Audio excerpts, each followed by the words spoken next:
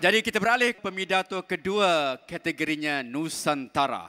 Mengambil jurusan kejuruteraan awam di Universiti Nasional Singapura. Jejaka ini berbangga dapat menyertai PABM 2011. Baginya PABM adalah landasan terbaik untuk terus memartabatkan bahasa Melayu kepada masyarakat antarabangsa. Muhammad Izzuan Osman dari Singapura dengan tajuk pidato Toleransi Antarabangsa Pemangkin Keamanan Dunia.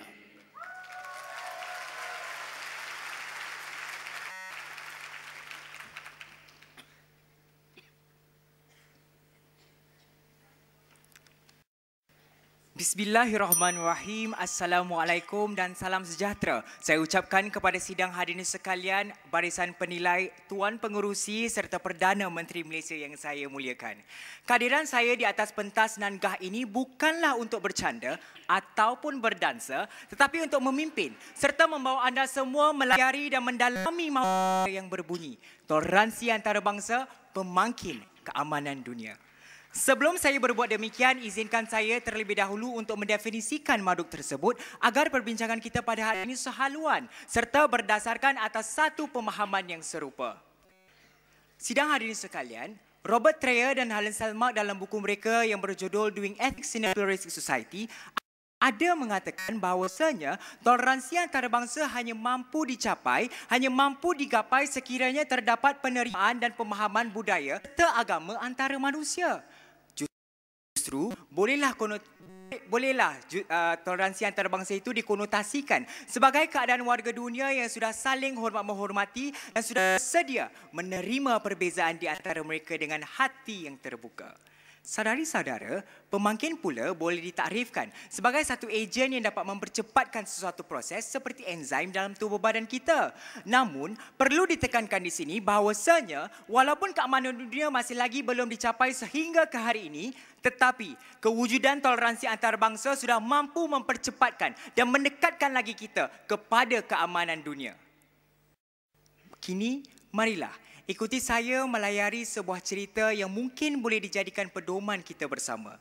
Kisah seorang bapa dengan anak andanya yang cuba menyelesaikan selisih sengketa dalam keluarga.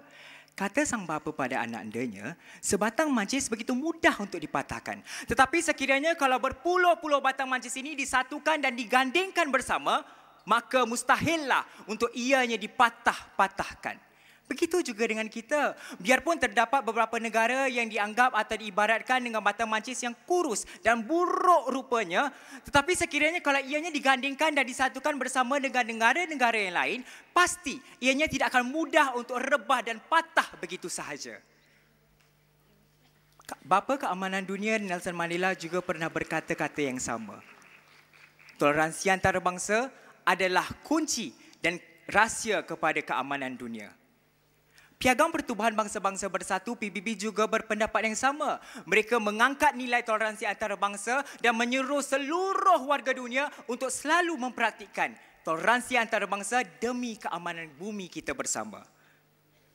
Tidak cukup dengan itu, mereka juga telah mengisytiharkan 16 hari bulan November pada setiap tahun sebagai Hari Antarabangsa untuk Toleransi. Justru benarlah, toleransi antarabangsa mampu membawa kita dan mampu merubah dunia ke arah kebaikan.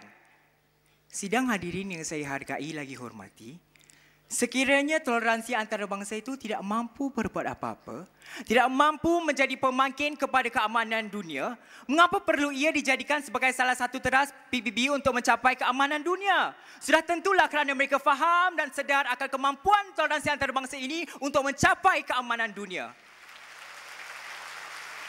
Sidang hadirin yang saya hargai, tidak semestinya mereka bersatu kerana bertujuan yang sama. Tetapi apa yang pastinya ialah kewujudan toleransi antarabangsa antara negara-negara. Inilah kunci dan keamanan, inilah kunci dan rahsia kepada keamanan benua-benua dunia. Dan dalam menuju dalam menuju dan membina ke arah keamanan dunia, pasti hadir 1001 halangan juga cabaran. Pasti timbul dan tumbuh keengganan sebilangan manusia yang masih lagi tidak mahu menerima perbezaan di antara mereka. Sejarah telah pun membuktikan kepada kita, tuan-tuan dan puan-puan, Perang Dunia Pertama, Kedua, Perang Dingin di Berlin, Korea maupun di Rusia telah mengajarkan kita bahawa manusia tidak pernah mengenal arti puas. Ingin saja meraih manfaat dan keuntungan, kadang-kadang sanggup menindas dan mengambil kesempatan atas mereka yang lemah. Kononnya tidak mahu menerima perbezaan di antara mereka.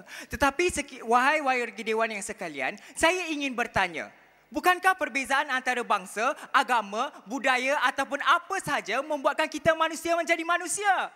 Allah Subhanahu Wa Taala telah berfirman dalam surah Al-Hujurat ayat ke-30 yang bermaksud, wahai umat manusia, sesungguhnya kami, yakni Allah Subhanahu Wa Taala telah menciptakan kamu dari lelaki dan perempuan, dan kami juga telah menciptakan kamu dari berbilang-bilang bangsa dan bersuku puak, supaya kamu dapat berkenal-kenalan antara satu sama lain dan beramah mesra bersama-sama. Nah, mengapa lagi masih ada di antara kita yang masih lagi mahu berpalah? Bukankah indah sekiranya toleransi dan musyawarah dijadikan sebagai wadah?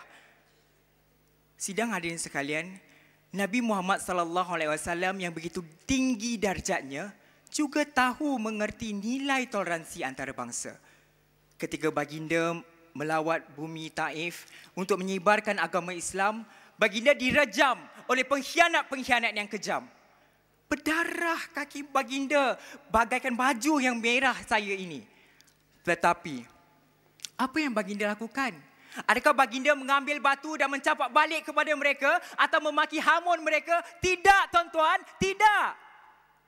Sebaliknya baginda mengangkat tangan untuk berdoa kepada Allah SWT untuk mendoakan kesejahteraan mereka. Inilah toleransi yang sebenarnya yang kita perlukan di bumi kita. Tidak yang lain, ya tuan-tuan dan puan-puan. Sidang hadirin yang masih lagi bersama saya dalam perbincangan kita pada hari ini, marilah kita renungi keadaan bumi kita yang semakin tenat ini. Sanggupkah kita melihatnya lebih tercemar dan terus sengsara di letupan bom dan terus tercemar oleh darah manusia yang tidak berdosa? Tepuk dada.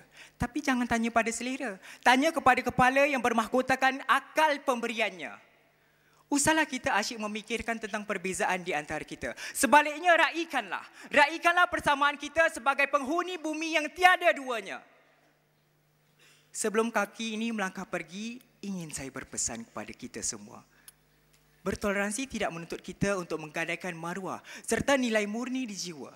Tetapi cukup sekadar kita saling menerima dan saling hormat-menghormati antara satu sama lain, agar tiada terdetik di hati kecil kita untuk mula bersengketa. Sebagai penutup kalam bicara, terimalah serangkap pantun dari saya, orang Singapura.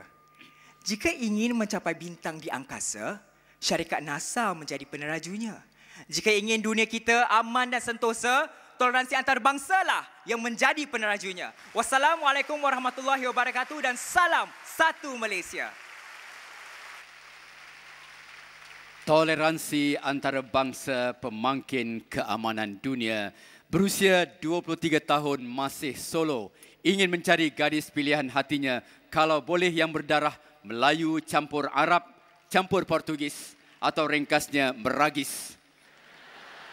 Dengan moto hidupnya, kehidupan ini satu pelayaran, bukannya satu destinasi. Tahniah kepada Muhammad Izwan Osman dari Singapura.